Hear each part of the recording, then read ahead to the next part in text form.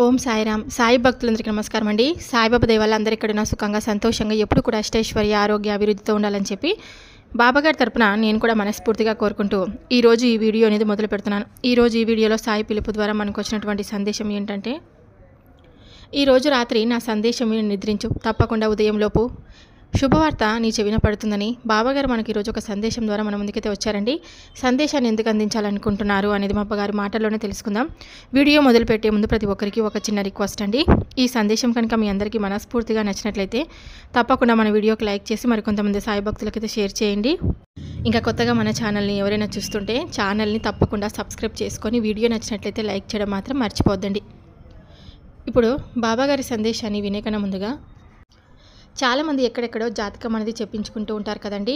ఎలాంటి ప్రయోజనం పొందక చాలా బాధపడుతూ ఉంటారనమాట. కానీ ఈ గురువు గారి దగ్గర చూపించుకున్న ప్రతి ఒక్కరికి కూడా 100% పరిష్కార మార్గం లభించిందండి. చాలా నమ్మకమైనటువంటి గురువు గారు. మీకు కూడా చిన్న చిన్న సమస్యలు ఏవైనా ఉంటే గురువు గారిని తప్పకుండా సంప్రదించండి. గురువు గారి నెంబర్ వచ్చేసి 8338555161. ఫోన్ ద్వారానే మీకు జ్యోతిష్యం చెప్తారండి. మీకు ఎలాంటి సమస్యలు ఉన్నా సరే, అంటే ప్రేమ సమస్యలు, పెళ్లి సమస్యలు, మనోవేదన, శత్రు సమస్యలు, పిల్లల పొరపాట్లు, భార్యాభర్తల మధ్య సమస్యలు, విడాకులు, ధన సమస్యలు, మీ జీవితంలో ఏ సమస్య ఉన్నా గురువు గారికి తప్పకుండా సమస్యలుంటే కాల్ చేసి మీ సమస్యకు పరిష్కారం పొందండి. సమస్యకు తగినటువంటి పరిష్కారం పూజలు కానీ పరిహారాల రూపంలో చాలా చక్కగా వివరిస్తారండి. చాలా నమ్మకమైనటువంటి గురువు గారు. తప్పకుండా ప్రయత్నం చేసి చూడండి. ఈ గురువుగారి దగ్గర చూపించుకున్న ప్రతి ఒక్కరు కూడా లబ్ధి పొందారండి. అంత నమ్మకమైనటువంటి గురువుగారు. మీరు కూడా మీకు సమస్యలు ఉంటే ప్రయత్నం అయితే చేయండి. ఇప్పుడు బాబాగారి సందేశాన్ని విందామా మరి.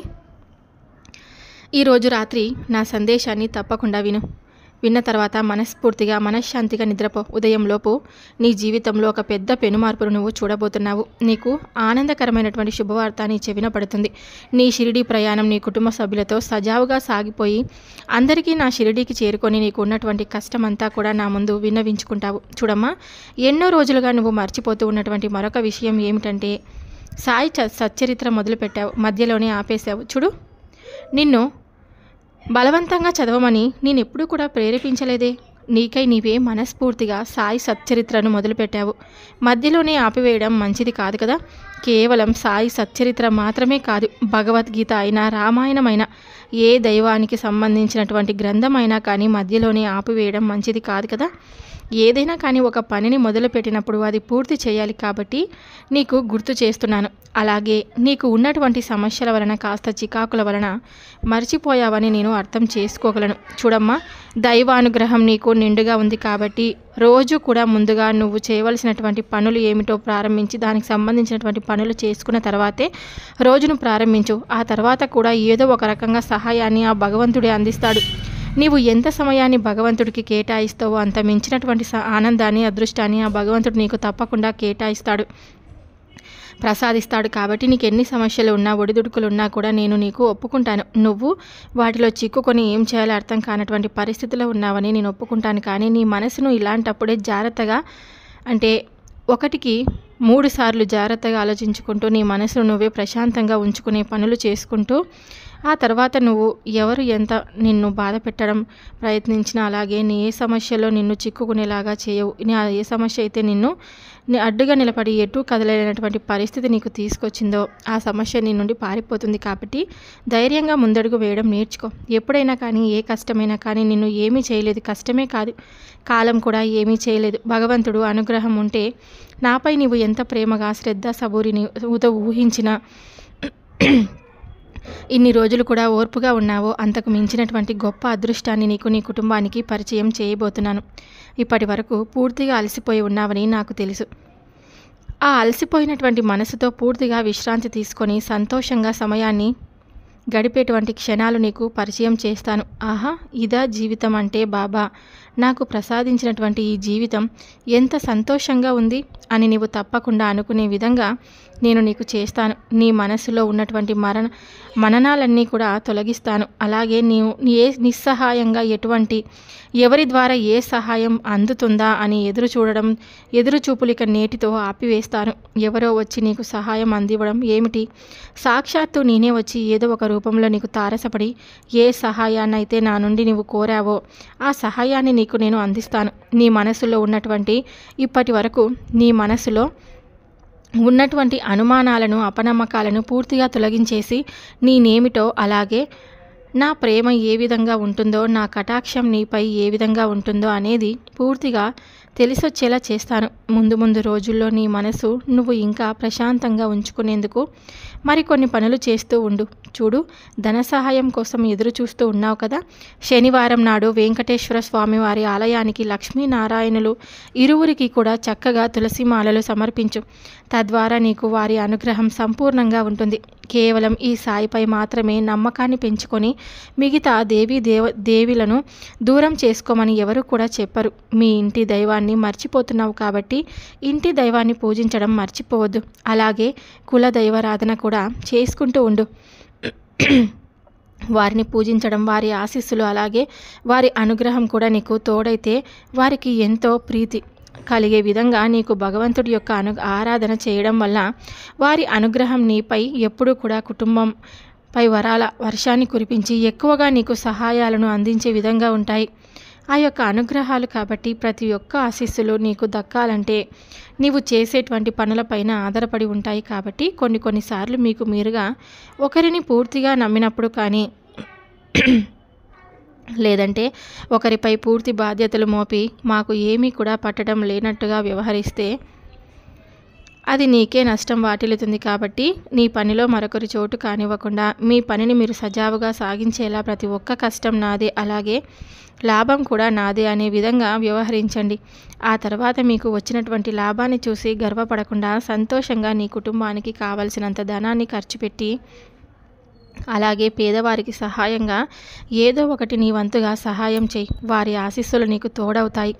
అప్పుడు నీవు జీవితంలో ఇంకా ఎక్కువగా సంతోషంగా ఆనందంగా గడపడానికి వారి ఆశీస్సులు నీకు మంచిగా తోడవుతాయి. ఇక నీకు ఎటువంటి ప్రమాదాలు కానీ, ఎటువంటి ఆపదలు, ఎటువంటి సమస్యలు కానీ ఎదురు కావు. నీ జీవితం ఇక నుండి చక్కగా పూల బాటలా సాగిపోయే విధంగా ఉండేలా ఈ సాయి నిన్ను గొప్పగా అనుగ్రహించబోతున్నాడు. బాబాను నమ్మిన వారు ఎవరూ కూడా ఇప్పటి వరకు మోసపోలేరు, అలాగే మోసపోరు కూడాను. ఇది మాత్రం చెప్పగలను. పూర్తిగా నాపై విశ్వాసం ఉంచిన వారికి నేను ఇచ్చేటువంటి బహుమానం కూడా అంతే గొప్పగా ఉంటుంది. ఇప్పటికైనా నీ సాయి లీలలను గురించి ఒక్కసారి అవగతం చేసుకో. నీ సమస్యలను నువ్వే దూరం చేసుకో. నీ సమస్య నీ నుండి పారిపోయే విధంగా నువ్వే దానిని తరిమి కొట్టే విధంగా చేయి. అప్పటి వరకు నీ సాయి నీకు ఏదో ఒక సహాయాన్ని అందిస్తాడని మాత్రం మర్చిపోవద్దు. ఇక నీకు షిరిడీకి సిద్ధంగా ఉండు. గొప్ప శుభవార్త నువ్వు వినాలనుకున్నావు. ఆ శుభవార్త నువ్వు విన్న తర్వాత నీ మనసులో ఉన్నటువంటి అలజడులు అన్నీ కూడా పూర్తిగా తొలగిపోతాయి. నీవు, నీ కుటుంబం అంతా కూడా కలిసి షిరిడీ ప్రయాణానికి సిద్ధంగా ఉంటారు కదూ. సంతోషంగా మీ జీవితాన్ని సాగించేందుకు మరికొన్ని రోజుల్లో రాబోయేటువంటి అదృష్టాన్ని మీరు పొందేందుకు అన్ని విధాలుగా సిద్ధంగా ఉండండి. సంతోషంగా ఉండండి. విన్నారు కదా. ఎప్పుడు కూడా మీరు ఈ సంతోషాలు, సందేశాలు అన్నీ కూడా వింటూ ఉన్నందుకు నేను మీకు అనేక రకాలైనటువంటి బహుమానాలను తప్పకుండా ప్రసాదిస్తాను. ఎట్టి పరిస్థితుల్లో కూడా నా మాటలన్నీ కొట్టి పారేయొద్దండి. మీకు పూర్తిగా అర్థం చేసుకొని చూడండి. నేను ఒప్పుకుంటాను, ఒక మంచి శుభవార్త వినాలనుకుంటున్నావు బాబా, అది త్వరలోనే అంటే నా ఇంటికి సంబంధించినటువంటి శుభవార్త కావచ్చు, లేదంటే నా వ్యాపారానికి సంబంధించినటువంటి శుభవార్త కావచ్చు, లేదంటే నేను చేస్తున్నటువంటి ఉద్యోగంలో ఏదైనా నాకు ఒక మంచి ప్రమోషన్ వచ్చేలాగా చేయి బాబా అని నువ్వు నన్ను అడుగుతూ ఉన్నటువంటి శుభవార్త కావచ్చు, లేదంటే నాకంటూ నేను ఒక సొంత ఇంటిని నేను ఎప్పటి నుండో కలలు కంటున్నటువంటి నా సొంత ఇంటి నిర్మాణాన్ని నేను చేపట్టుకునే విధంగా నాకు ఒక మంచి అవకాశాన్ని, నాకు సహాయాన్ని అందించు బాబా అని నువ్వు నన్ను అడుగుతున్నటువంటి ఆ శుభవార్త కావచ్చు, లేదంటే నాకు పర్సనల్గా సంబంధించినటువంటి నీ కుటుంబంలో ఉన్నటువంటి ఆర్థిక ఇబ్బందులతో నువ్వు ఎంతగా సతమతమైపోయి నలిగిపోతూ ఉన్నటువంటి ఆ ఇబ్బందులను పూర్తిగా తొలగించమని నువ్వు నన్ను అడుగుతున్నటువంటి కోరిక కావచ్చు, లేదంటే నీ సంతానం గురించి కావచ్చు, నీ బిడ్డల భవిష్యత్తు గురించి నువ్వు అడుగుతున్నటువంటి శుభవార్త గురించి కావచ్చు. ఇలా నన్ను దేని గురించి ఏదైతే మీరు వేడుకుంటూ నన్ను ప్రతిరోజు కూడా అడుగుతున్నటువంటి దీనికి సంబంధించినటువంటి శుభవార్తలను ఎవరైతే నీకు వినాలని ఈ సందేశాన్ని చూస్తున్నారో వారందరికీ కూడా మంచి శుభవార్త వస్తుందని ఈ సందేశం ద్వారా మీకు తప్పకుండా తెలుసుకోవాలని చూడండి. మీకోసం మీరు ఎప్పుడు ఏది అడగలేదు. మీకోసం, మీ కుటుంబం కోసం అడిగినటువంటి ప్రతి ఒక్క కోరిక కూడా న్యాయబద్ధమైనది. నేను ఒప్పుకుంటాను. నేటి సమాజంలో ప్రతి ఒక్కరికి కూడా సొంత ఇంటి కల ప్రతి ఒక్కరికి ఉండేది. అలాగే వ్యాపారం మొదలుపెట్టి అందులో లాభాల బాట పట్టాలని ప్రతి ఒక్కరూ కోరుకునేది. అలాగే ఉద్యోగం చేస్తే అందుకు కాస్త ప్రమోషన్ వస్తే అబ్బా ఈరోజు మాకు మా ఇంట్లో దేనికోసం మేము ఖర్చు అంటే మా కాస్త ఏదో ఒక దానికి ఆసరాగా ఉంటుంది. 4 రూపాయలు చేతిలో ఉంటే బాగుండని చెప్పి ఎవరికైనా ఉంటుంది కదండి అడిగారు. ఇవన్నీ కూడా న్యాయబద్ధమైన కోరికలే. మరి నిన్ను మేము న్యాయపరంగా అడిగినటువంటి కోరికలను నువ్వు ఎందుకు బాబా నెరవేర్చలేకపోతున్నావని నీకు సందేహం కలగవచ్చు. చూడమ్మా, మీరు అడిగినవి అన్నీ కూడా ధర్మపరంగా ఉన్నాయి, న్యాయపరంగా ఉన్నాయి. మీకోసం, మీ కుటుంబం కోసం మీరు ఎంతగా కష్టపడుతున్నారో నేను అర్థం చేసుకోగలను. మీ కోరిక నెరవేరడం కోసం మీరు ఎంతగా తప్పించిపోతున్నారో, ఎన్ని పూజలు, ఎన్ని వ్రతాలు చేశారో, అహర్నిశలు మీకు ఎంత కష్టం అనిపించినా కూడా ఎన్ని పనులు చేశారో నేను అర్థం చేసుకోగలను. కాబట్టే ఈరోజు ఇంత మంచి అంటే ఈ సందేశం ద్వారా నువ్వు ఒక మంచి శుభవార్తను వినబోతున్నావనే సూచనను నేను నీకు తెలియపరిచానంటే అర్థం ఏమిటి? నువ్వు తప్పకుండా ఏదో ఒక రోజు రాబోతున్నటువంటి ఈ కొత్త సంవత్సరంలో మంచి శుభవార్త నువ్వు కలలు కంటున్నటువంటి నెరవేరబోతున్నాయని నువ్వు అర్థం చేసుకో. నీకు ఈరోజు ఈ సందేశాన్ని నేను ఈ విధంగా వినిపించానంటే తప్పకుండా రాబోతున్న రోజుల్లో నీకు అంతా కూడా మంచి జరుగుతుంది. చూడమ్మా, ఇక నువ్వు బాధపడనవసరం లేదు, దిగులు పడనవసరం లేదు. నీ కష్టానికి ప్రతిఫలం ఈ రోజుతో దక్కిందని అనుకో. ఈరోజు నువ్వు ఈ మాటలను వింటున్నావంటే బాబా నేను స్వయంగా వింటే నేనే స్వయంగా చెప్తున్నానని నీవు ఒక మంచి నమ్మకంతో ఈ మాటలను విను. మంచిగా నీ మనసును నిర్మలంగా ఉంచుకో, ప్రశాంతంగా ఉంచుకో. దేని గురించి కూడా ఎక్కువగా ఆలోచించొద్దు. ఒకవేళ నువ్వు అలా ఆలోచిస్తూ ఉన్నావంటే నీ ఆరోగ్యం పాడైపోతుంది. కాబట్టి సరైనటువంటి తిండి, సరైనటువంటి నిద్ర తప్పకుండా అవసరం. ఈరోజు నువ్వు ఎంత కష్టపడినావో అనేది ఎవరు చూడరు. నీకు ఏదైనా కానీ ఆరోగ్యం బాగోలేకపోయినా ఎవరు పట్టించుకోరు. కాబట్టి ఉన్నప్పుడే జాగ్రత్తగా కాపాడుకోవాల్సినవి ఏమిటో తెలుసా? ముఖ్యంగా ఆరోగ్యం, 2 ధనం. ఈ 2 కోల్పోతే మరలా మనం జీవితంలో ధనాన్ని సంపాదించినా కూడా ధనాన్ని ఇంకా కూడా మనం తిరిగి మరలా ఏదైనా సంపాదించుకోవచ్చేమో, కానీ ఆరోగ్యాన్ని పోగొట్టుకుంటే మాత్రం తిరిగి మరలా దాన్ని సంపాదించుకోవడం అనేది చాలా కష్టం. ఐశ్వర్యం అనేది ధనం మాత్రమే కాదు, ఆరోగ్యం కూడా. ఒక ఐశ్వర్యమే ఆరోగ్యంతో ఉన్నవారు కూడా ఐశ్వర్యవంతులే. కాబట్టి ఏమాత్రం కూడా నీవు నీ మనసును పాడు చేసుకోకుండా, కష్టపెట్టుకోకుండా జాగ్రత్తగా ఏదైనా కానీ నువ్వు చేసినటువంటి కష్టానికి ప్రతిఫలం భగవంతుడైతే ఇవ్వలేకపోడు కదా. కాబట్టి ఇప్పటి నుండి నీ మనసును నిర్మలంగా ఉంచుకో. బాబా నాకు ఈ సందేశాన్ని వినిపించాడంటే తప్పకుండా రాబోయే రోజుల్లో మార్చిపోతున్నాడని ఆలోచించు. కాబట్టి నాపై నువ్వు ఎంత నమ్మకాన్ని ఏర్పరచుకున్నావు అనేది ఇకపై నేను చూస్తూ గమనిస్తూ ఉంటాను. సంతోషంగా, ఆనందంగా నీ జీవితాన్ని నువ్వు ఎప్పుడూ కూడా ఆనందంగా గడుపు. జీవితంలో కష్టాలు, సంతోషాలు ప్రతి ఒక్కరికి కూడా సర్వసాధారణమని గుర్తుంచుకో. అన్నీ కూడా ఈ బాబా దగ్గరుండి చూసుకుంటున్నాడు. ఎవరిని కూడా బాధ పెట్టడు. ఒక వస్తువును ఈరోజు బాబా మరలా తిరిగి నీకు ఒక పవిత్రమైనటువంటి ఈ రోజున బాబా నీకు ఏం తిరిగి ఇవ్వబోతున్నాడు? ఏం బహుమానాన్ని నీకు జీవితంలో తిరిగి పొందాలనుకున్నటువంటి మరలా తిరిగి నీకు జీవితంలో మరలా నీకు ప్రసాదిస్తున్నాడంటే అర్థం ఏమిటంటే ఇక నుండైనా దాన్ని జాగ్రత్తగా కాపాడుకో అని అర్థం. దేనినైతే నువ్వు పోగొట్టుకున్నావో దాని విలువ పూర్తిగా తెలిసొచ్చింది కదా. అంటే అది బంధమైనా, సమయమైనా, వస్తువైనా, లేదంటే ఇంకేమైనా కావచ్చు. దేనినైతే నువ్వు పోగొట్టుకున్నావో దాని గురించి ఇన్ని రోజులు కూడా నిరాశ చెందుతూ, అయ్యో అనవసరంగా ఆ బంధాన్ని నేను కోల్పోయానే, అయ్యో అది నేను చెయ్యకుండా ఉండుంటే ఈరోజు నేను ఆ బంధం ఎంతో సంతోషంగా ఉండేవాళ్ళం అని మనసులో ఎన్నో రోజులుగా కుమిలిపోతూ ఉండవచ్చు. లేదంటే ఏదైనా ఒక ముఖ్యమైనటువంటి నీకు చాలా అవసరమైనటువంటి ఒక వస్తువును పోగొట్టుకొని ఆ వస్తువు నా దగ్గరకు తిరిగి వస్తే బాగుండు, నేను అనవసరంగా ఆ రోజు ఆ వస్తువును జార విడుచుకున్నానే, అయ్యో ఇలా చేసి ఉంటే బాగుండేది కదా, ఇలా చేసి ఉంటే బాగుండేదేమో అని ఆ వస్తువు గురించి ఎదురు చూస్తూ బాధపడు నీ సమయాన్ని వృధా చేసుకుంటూ ఉంటావు. ఇక నేను వెతుక్కుంటూ వచ్చిన దాన్ని దేన్ని కూడా ఇక్కడి నుండి వదులుకోవద్దు. ఇక నుండి విడిచిపెట్టిన వెళ్ళిన వారిని కూడా కానీ, లేదంటే విడిచిపెట్టి వెళ్ళిపోయినటువంటి వస్తువును అసలు పట్టించుకోవద్దు. కానీ ఏ బంధం అయితే శాశ్వతం అని నువ్వు అనుకున్నావో ఆ బంధాన్ని అనవసరంగా లేనిపోని అనుమానాలతో, లేదంటే తొందరపడి నిర్ణయాల వల్ల కావచ్చు దూరం చేసుకొని ఉండవద్దు. ఆ బంధాన్ని నువ్వు ఇప్పటికైనా సరే విలువని తెలుసుకొని దాని నుంచి పూర్తిగా అర్థం చేసుకొని బాధపడుతున్నావు. కాబట్టి నీ కోసం మరలా ఒక జీవితాన్ని ప్రసాదించాలనే ఉద్దేశంతో, తిరిగి నీకు మంచి జీవితాన్ని ప్రసాదించాలి అనేటువంటి నెపంతో బాబా నీకు ఒక మంచి జీవితాన్ని అందించబోతున్నాడని అనుకో. ఇక నుండి వచ్చేటువంటి రోజులన్నీ కూడా ఏ బంధమైతే నీ నుండి ఇప్పుడు దూరం అయిందని ఆ బంధం మరలా నీకు దగ్గర అవుతుంది. కాబట్టి ఇక నుండైనా వారితో జాగ్రత్తగా ఉండు. అనుమానాలను అలాగే వారిపై ఉన్నటువంటి ప్రేమను కానీ గౌరవాన్ని కానీ ఏమాత్రం తగ్గించే విధంగా వారితో ప్రవర్తించవద్దు. ప్రతి ఒక్కటి కూడా 1కి 2 సార్లు మీకు మీరే జాగ్రత్తగా ఆలోచించుకొని ఏ పనినైనా ఒకరిని గౌరవించుకుంటూ ముందే నిర్దేశించుకొని ఒక సమయాన్ని చేసుకుంటూ మీరు చక్కగా ఆనందంగా ఉంటేనే కదా రేపటి రోజున మీ కుటుంబ సభ్యులు కానీ లేదంటే సమాజంలో ఉన్నటువంటి నలుగురు వ్యక్తులు కానీ మీకు గౌరవాన్ని కానీ ఏదైనా కానీ ఇచ్చేది.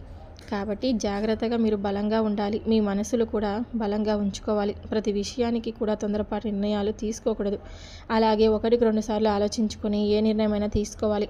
అలాగే ముందు రోజుల్లో ఏం జరుగుతుందో తెలియదు. కాబట్టి ఉన్న రోజు సంతోషంగా ఆనందంగా ప్రశాంతంగా గడపడానికి ప్రతి ఒక్కరూ కూడా ప్రయత్నించాలంటే రేపన్న రోజు ఏం జరుగుతుందో మనసుకు తెలియాలి.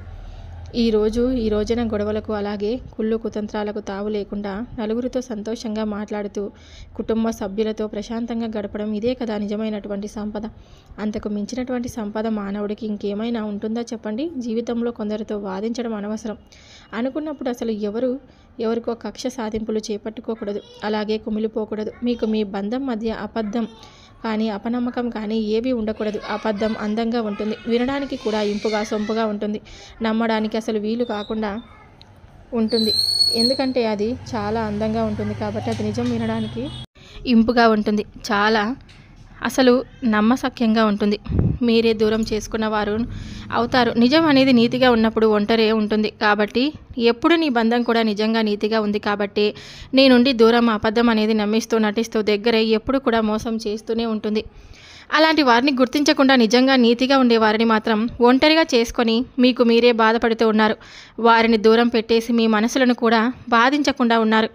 చూడండి, అక్క అయినా తమ్ముడైనా లేదా అమ్మ అయినా నాన్న అయినా చెల్లైనా ఎవరైనా మన బంధమే కదా. కేవలం ఈ జన్మ మాత్రమే మనం వాళ్ళకు రుణపడి ఉంటాము. ఈ జన్మలో మనకు ఏ బంధం అయితే మనకు భగవంతుడు ప్రసాదిస్తాడో ఆ బంధాన్ని దూరం చేసుకోకుండా జాగ్రత్తగా ఉన్న రోజులు సంతోషంగా వారితో గడిపేందుకు ప్రయత్నించండి.